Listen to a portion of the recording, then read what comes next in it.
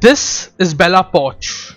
She's a social media personality, and this video of hers got more than 780 million views. And where did the video go?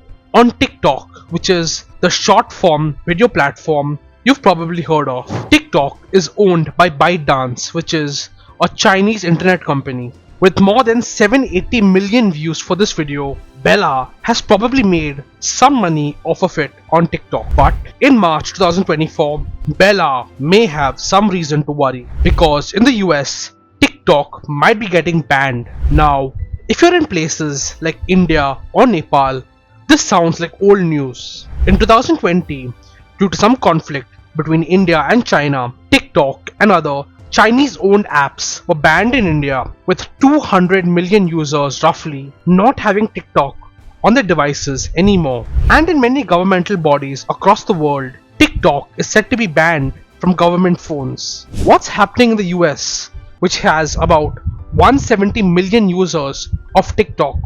In March 2024, the US House of Representatives cast a vote on a bill. The bill would give ByteDance about 6 months to make one of two choices: either divest the US assets of TikTok or be banned in the US. There seems to be some unease when it comes to the influence of foreign entities on the digital landscape of the US. There seem to be fears that something like TikTok could be a conduit for Beijing's potential espionage and propaganda. In a US congressional testimony in January 2024, TikTok CEO Shuji Chu, who is Singaporean, denied that he was a member of the CCP, and TikTok has said that it is not owned or controlled by the Chinese government.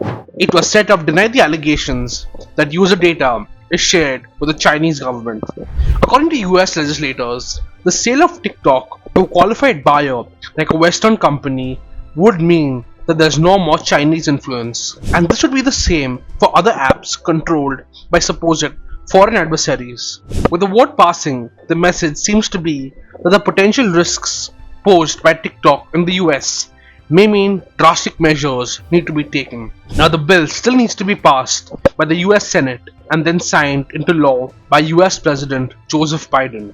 So, it's not final yet, but it could remind people about what the principles governing the internet ought to be, like freedom and openness. Could this be overreach by the government trying to control the internet too much? What could this mean for the future of digital regulation? Sure, all social media platforms have data privacy and security concerns, but does a TikTok ban or sale truly address the root causes of the issues?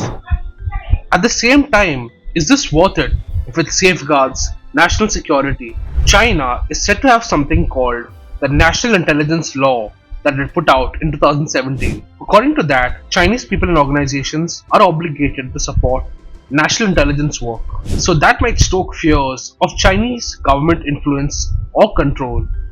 And if American platforms like Google, Instagram, Facebook, YouTube, and X are banned in China, could it be fair for the US to retaliate and do the same with TikTok? If TikTok were to remain under Chinese ownership, could the Chinese government access vast troves of American user data? This could include location data and browsing history. This is happening in 2024, where there are multiple elections in multiple countries. So TikTok could be a boon or a bane when it comes to political content that drives votes. And US President Joseph Biden has remarked that he would support a TikTok divestment bill if push comes to shove. So, how do you govern a digital space in a world that's getting more and more interconnected?